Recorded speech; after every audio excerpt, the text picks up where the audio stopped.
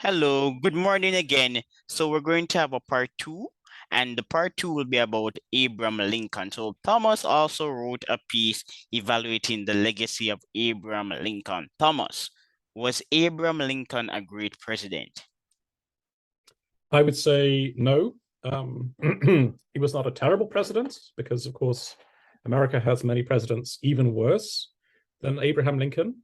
But it seems to me that if you look at his achievements and the cost of those achievements, um, uh, they are not enough to make him great. Yeah, so he is the one who was responsible for a war that killed more Americans than all the rest of the wars America has fought put together.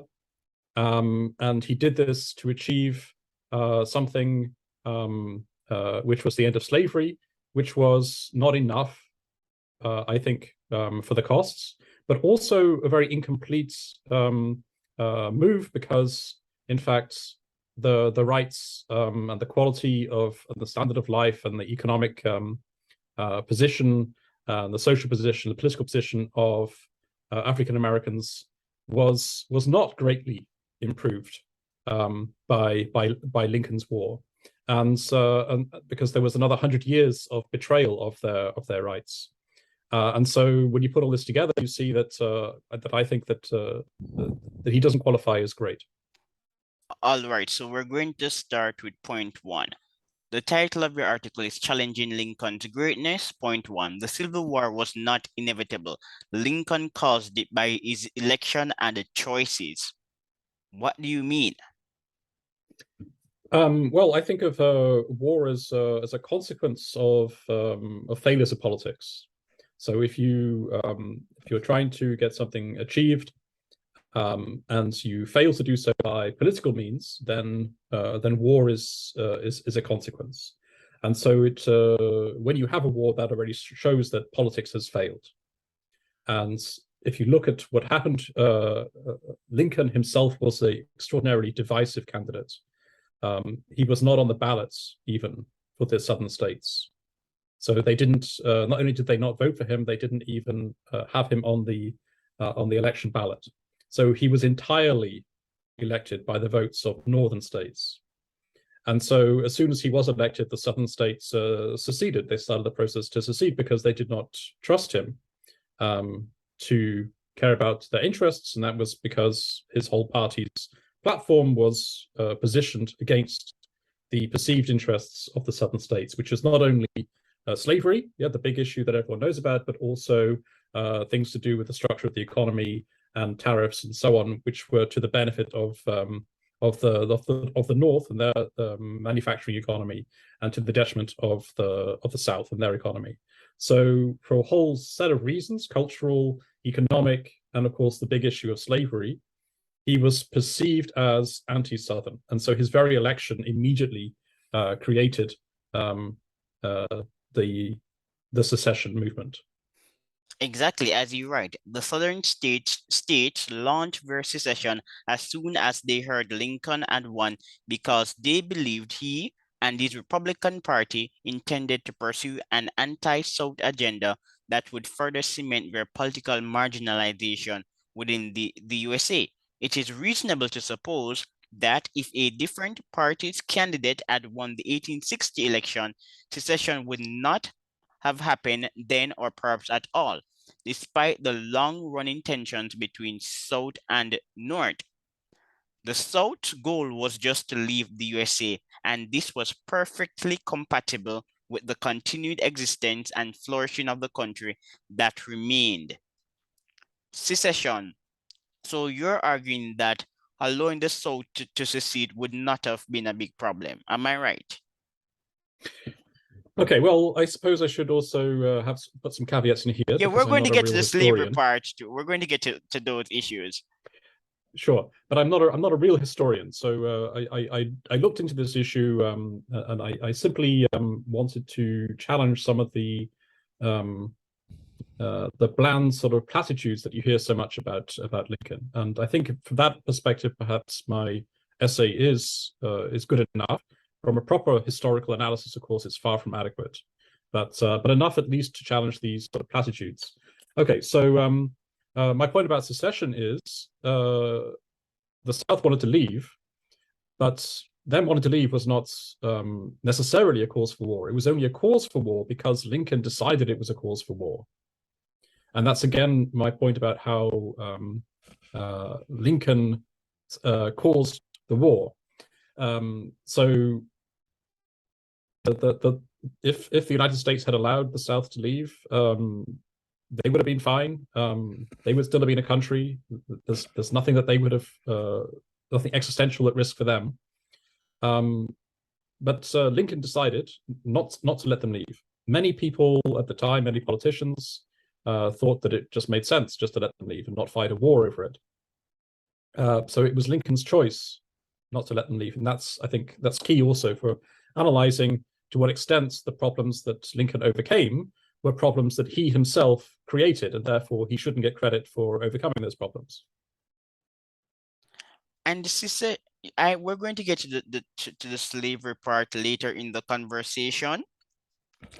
But wouldn't you, obviously neither of us were around at that time, so we can always read about the complexities of slavery. Slavery is negatively associated with economic growth, but it was quite difficult to educate slave owners that slavery essentially was a negative.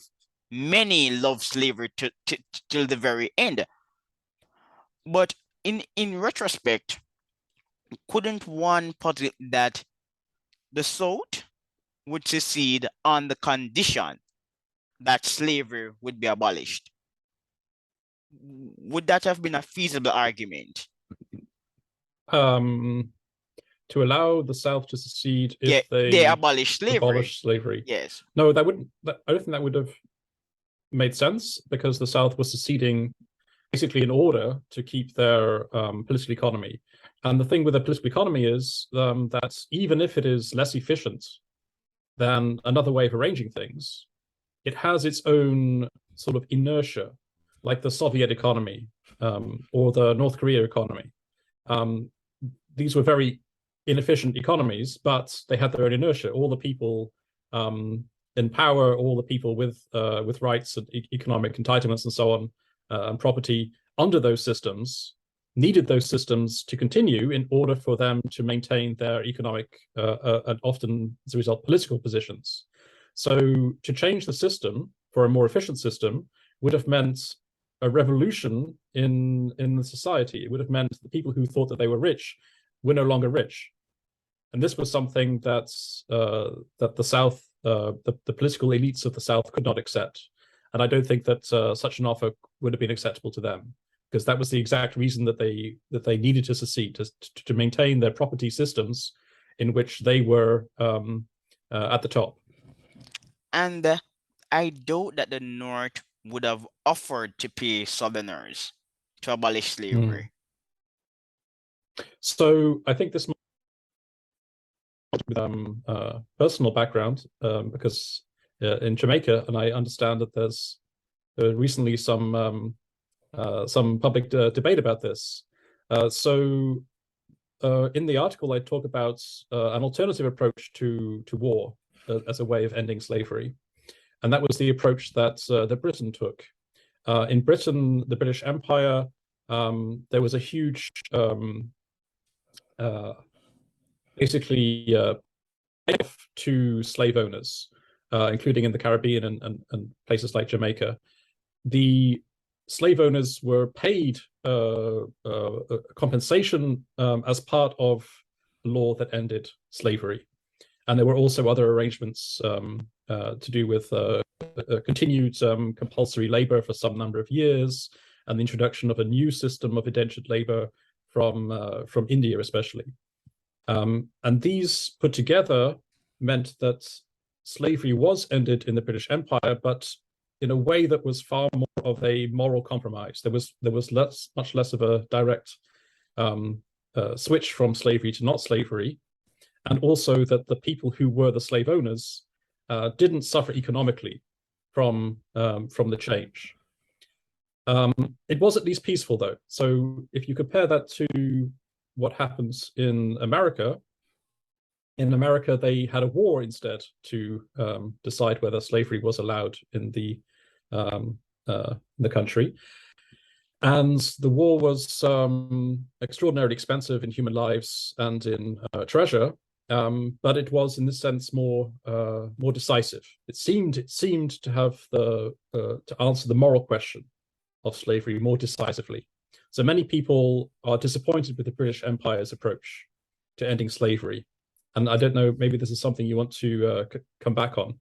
Well, interestingly, Thomas, I have written several pieces on the topic of reparation. It's not an argument I endorse, and let me tell you why. The British weren't the first to abolish the slave trade, but the British abolished the slave trade. It was costly for the British to engage in countermeasures to stem the illegal flow of people. It was quite costly for the British, according to Robert Pape. And after abolishing the slave trade, the British and the Americans imposed pressure on other countries in the Middle East and Africa to do the same. Furthermore, Africa had various forms of bonded labor. So slaves in Africa were incorporated into the kin system, but a slave in Africa was still a stranger. And the treatment meted out to slaves differed based on the household and the political culture of the region. So in the Asante Empire, slavery was heritable. In some places, slaves were treated like property, and in other places, slaves could be sacrificed. There were actually villages where slaves were located to be sacrificed, whereas in other parts of Africa, slave owners were more benevolent. And again, interestingly, up even in the 1980s, places that were formerly a part of the Sokoto Caliphate in Nigeria were still discriminating against the descendants of slaves. And today in Nigeria, Usu people, so the Usu people are the descendants of shrine slaves. So Usu slaves worked in shrines. And because they were slaves in a shrine, that connotes stigma. And even in 21st century, people of Usu descent in Nigeria are denied civil rights. It's difficult for them to marry outside of their tribe because foreign tribes don't want to engage with the Usu people. There have even been recent suicides. So my position on the issue is a bit different. I'm looking at the cost benefit analysis. Colonialism, people have a negative position on colonialism, but the truth is that it until recently it was the norm in human history. That's unfortunate. People are always colonizing each other. People are ethnocentric, they're racist. In the modern century or the Holocaust, that's just human nature. People will do bad stuff. So there's there is no two-way around it. If the British, under British rule, slavery withered in the Sokoto Caliphate and in the Ibadan Empire because of the political economy of slavery in places like Dahomey and Asante. They were actually arguing with the British because they didn't want to abolish slavery like the US South. So nothing is inevitable in history, but one position is that had it not been for the wave of European colonialism, especially post-Enlightenment colonialism, probably some countries in Africa would still be practicing slavery because slavery was viewed as legitimate commerce in most places. It was just recently that we became morally outraged because of slavery. So because of these and other reasons, I don't endorse reparations, but I do support reparations for people who were systematically disadvantaged as a result of Jim Crow and blacks and whites who lost properties during the Civil War. Yes, I appreciate your perspective. I think that there's become something of a strange idea I see it in my students, I see it in newspapers and so on, which is the idea that America somehow invented slavery, and sometimes the British are also tagged along, and therefore they're responsible for introducing that great evil into the world, and therefore they're especially blameworthy now, even looking back through history and thinking about reparations and so on. I think there's something to that because of the scale of the commercialization of slavery.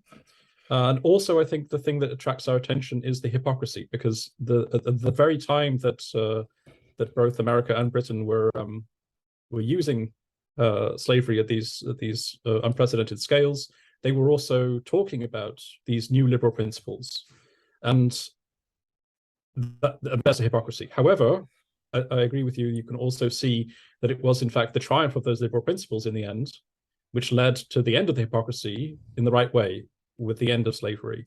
So you as a triumph of liberalism over time, of liberal principles and respect for equal moral dignity of people. So yes, I tend to agree with your point there, and I think it's good to have this understanding of slavery as somehow the default way in which people relate to each other, and relating to each other as equals as being the new thing, and the thing which we should associate positively with the Enlightenment and with capitalism and democracy in the last 200 years of. Yeah, capitalism, democracy, and the last what? You were stuttering a bit there. And the Enlightenment. Okay.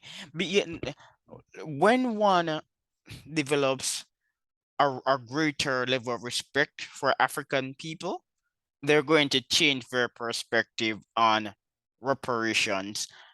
Africans in Western Africa had agency. They weren't sitting down and saying, "Oh my God, Europeans are enslaving our people, we're so afraid." They were entrepreneurs. Europeans actually had to pay Africans to build forts in Africa. And the trading terms were dictated by Africans. Europeans didn't just rush into Africa and started to penetrate the region and enslave people. Some groups fought, and other groups, due to economic reasons, were willing to collaborate with Europeans. So Africans had agency, and the discourse on reparation completely berates the agency of Africans. It makes them look weak. Yes, I think that some Africans had agency, which was the political elites. They were the ones who were making the decisions, and they were the ones, in some cases, betraying their people by literally selling them to the European entrepreneurs as slaves. So yeah, I don't know what to say about reparations. I don't think that that slavery, the consequences of slavery, really explains why some countries now are poor, or why some groups in some countries are poor. I don't see how that can work out. I also worry that if we only focus on trying to pay kind of compensatory approach, then we'll miss people in the world who are poor but who cannot trace their poverty to some action by a rich Western country, and therefore have no claim to help. So I think I would much rather take an approach which is based on helping everyone who needs helping, regardless of the convoluted history that they might have had with the slavery and that kind of exploitation or not. Another point that's often obscured in the discourse is that even countries like Japan, China, and India missed the Industrial Revolution. There were places in Africa that experienced economic growth. So we have data on Asante and Dahomey, and those countries, those regions also missed the Industrial Revolution. So my point is that where some are arguing that blacks in the West today are worse off because their ancestors were enslaved. But if their ancestors were not in the West, they would be living in countries that might not have experienced industrial revolution, or would have experienced it at a later point, that blacks would be poorer had it not been for the forced migration of their ancestors to the New World.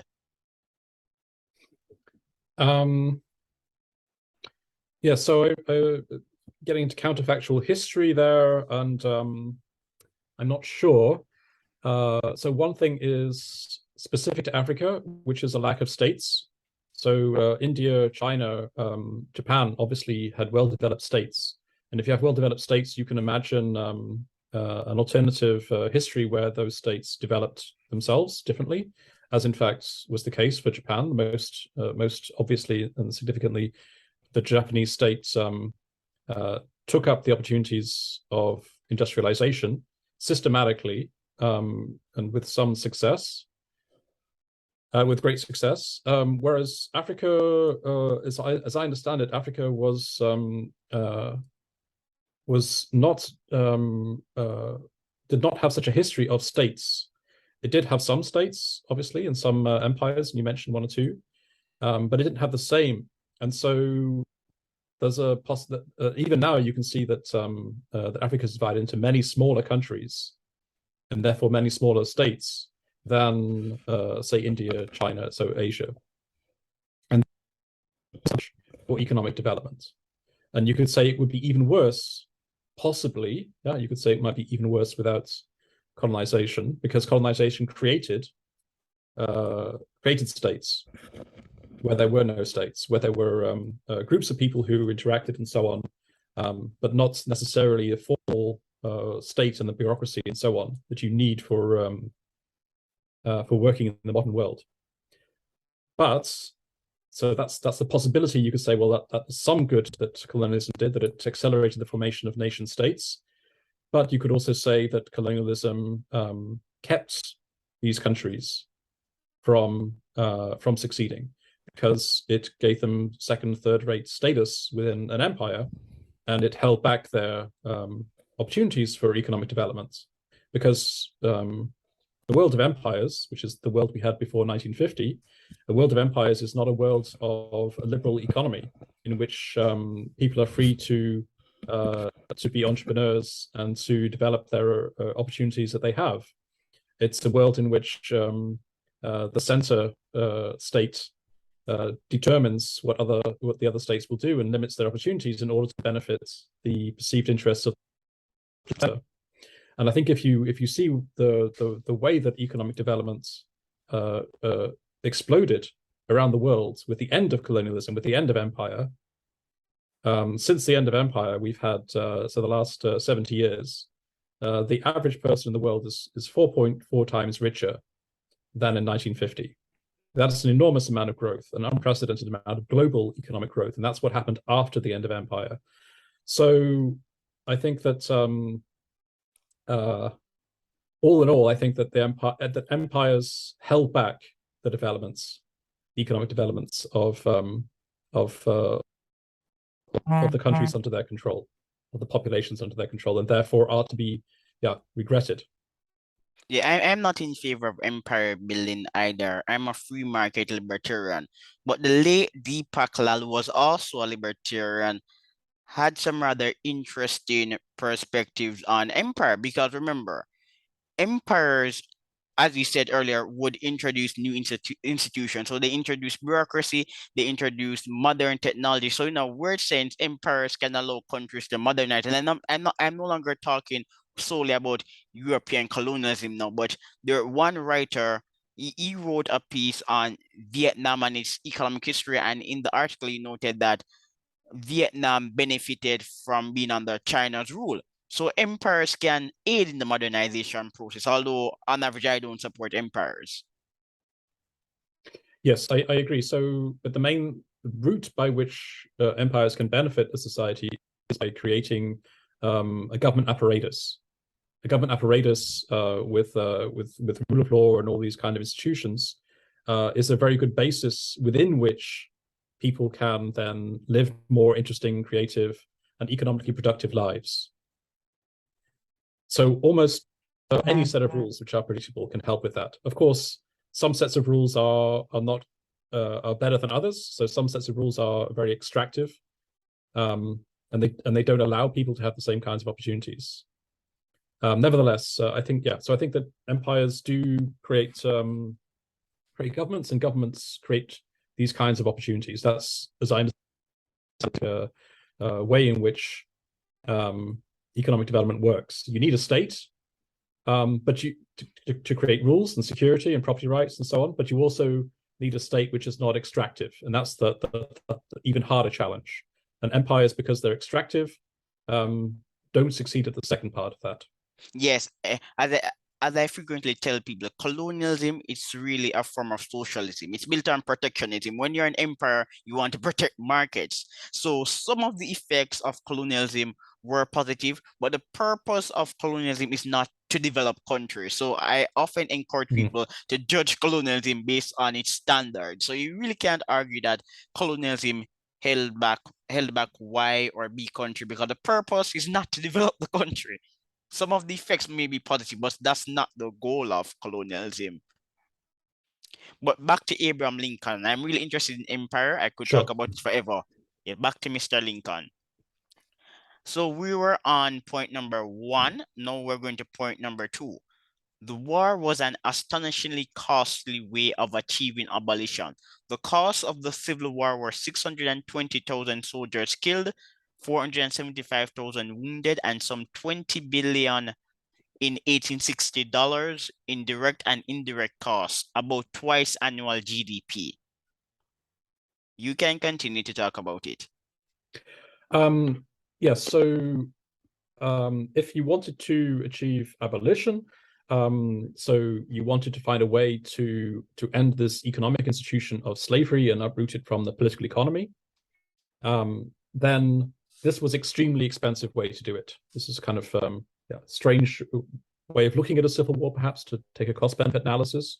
But if you think about the main benefit of America's civil war as ending slavery in America, then this was an extremely expensive way of doing it. This was twice the GDP of the country was spent on this. So you can imagine all the economic output for an entirety of 2 years spent on this, with nothing else at all. And the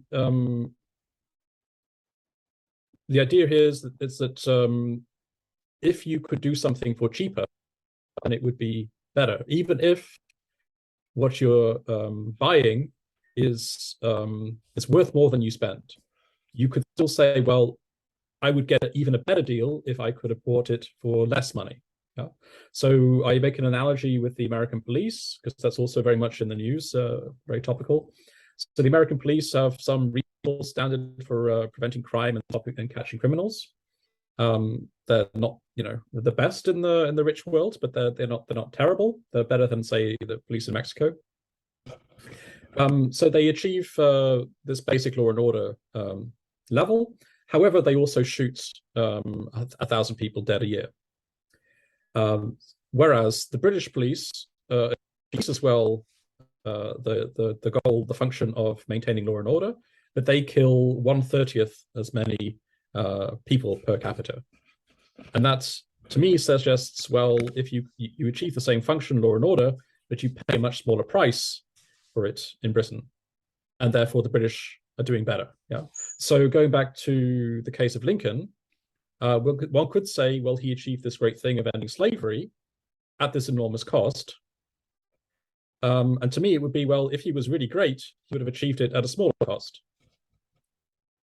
And then I also bring in the example of how Britain ended slavery in its empire, which was exactly as I discussed already, by paying off the slave owners, and that turned out to be much cheaper than fighting a war over it.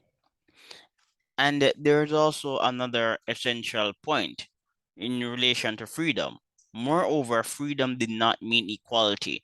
Due to the federal government's abject failure to enforce the Reconstruction Amendments, because retaining the southern states meant installing a large block of white supremacy in the national legislature, African Americans continued to be deprived of basic political, civil, and social rights for another 100 years. In 1900, for example, life expectancy for African Americans was a mere 33, about the same as in 1860. About the same as in 1860, and 15 years less than white Americans. Yes, so that's also that what was bought for that sacrifice of all those lives and treasure in the Civil War was not as much as people should have been. So it wasn't equality for African Americans. It was the Jim Crow system. It was continued humiliation, degradation, loss of economic, civil, and political rights, and which can even be seen in the life, the quality of life statistics, that they didn't benefit from the quality of life increases that led white people to start living 50% longer. They were still living short lives, just as they had been before the Civil War. And that suggests to me that, well, you can hardly say that Lincoln's achievement was so great if it was just because it was achieved at such a higher cost. It doesn't achievement. And if you look at what the payoff was for the people who supposedly benefited from the end of slavery, it was not nearly as great as it should have been. It's not even as great as the Constitution and so on said it should be. Really equal rights for African Americans. Nor was Lincoln morally great, and this is a fascinating point. Lincoln supported African colonization, meaning he wanted Africans to go back to Africa. And you cite Lerone Bennett, a popular historian, and you also offer a first-hand account of Lincoln's own view of Blacks. And I will read some of the excerpt. I will say then that I am not, nor ever have been, in favor of bringing about in any way the social and political equality of the white and Black races. That I am not, nor ever have been, in favor of making voters or jurors of Negroes, nor of qualifying them to hold office, nor to intermarry with white people. I say upon this occasion, I do not perceive that because the white man is to have the superior position, the Negro should be denied everything. I do not understand that because I do not want a Negro woman for a slave. I must necessarily want her for a wife.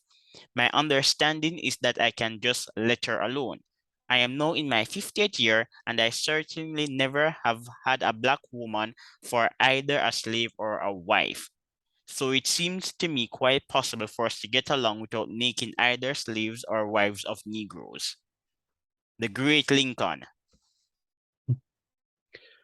Yes, so so the first part of my that's how Lincoln's political greatness seems to be exaggerated, in the sense that his achievement of ending slavery was not so great. It was more dearly bought than it needed to have been, and so on. Now here I'm simply analyzing his moral greatness, because the idea was, well, he was at least a moral saint. He was at least some kind of pioneer of believing in the equal moral rights of Black and white Americans. And that again, disappointingly, if you look into it, it's not hard to look into this, he was not. He was not at the radical end of the abolitionist movement. He was a moderate abolitionist, meaning he wanted to end slavery, but not to institute equality. In fact, he had the bizarre plan for mass deportation of African Americans back to Africa. That was his plan. He didn't really see a mixed society of Black and white Americans under equality. Eventually, he was persuaded into taking that position, among other things, because he was shown that the logistics of mass deportation were implausible. But he was not a pioneer. He was not a moral pioneer. And this is, again, a reason to be disappointed with Lincoln, and to say, well, maybe he was okay as a president, but he certainly wasn't great. He wasn't politically great, and he certainly wasn't morally great. And I think the last thing about this is, well, why is it that so many people do think that Lincoln was so great? And I have this idea that perhaps it's because the war was so terrible.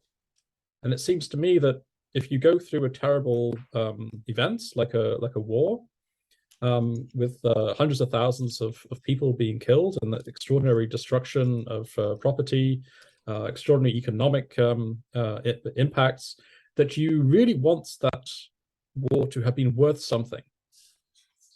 And it seems to me that the reason why Lincoln is considered great is therefore best explained like, well, he must have been great because we had such an enormous war. It must have been a war for something great. It was simply an enormous waste. And so we need to have this sort of balance. If we spent so much in lives and treasure, we must have achieved something equally vast, equally enormous with that cost. Otherwise, it would be pointless. We want those things to balance out. This is a psychological principle of human beings. And so we say, well, the war was terrible, therefore the achievement must have been great to balance it out, and therefore Lincoln is great. I think Yes. that's psychological analysis. It's not logical analysis, and therefore it makes me as a philosopher want to criticize it. So based on the standards of his time, Lincoln was a moderately successful leader. Would you argue that? Yes. I mean, there are many worse US presidents. I think the job of president is extremely difficult to do well. But I think that there were many better ones. He was not the worst by any means. But he was not very impressive. He was moderately successful, given the challenges that he faced, given the places he was coming from, given the moral opinion. Down, only a sort of moderately successful president. All right, so we had two fascinating conversations, but all good things must come to an end. And thanks again for showing up, Thomas. Thank you for this opportunity. All right, bye. Goodbye.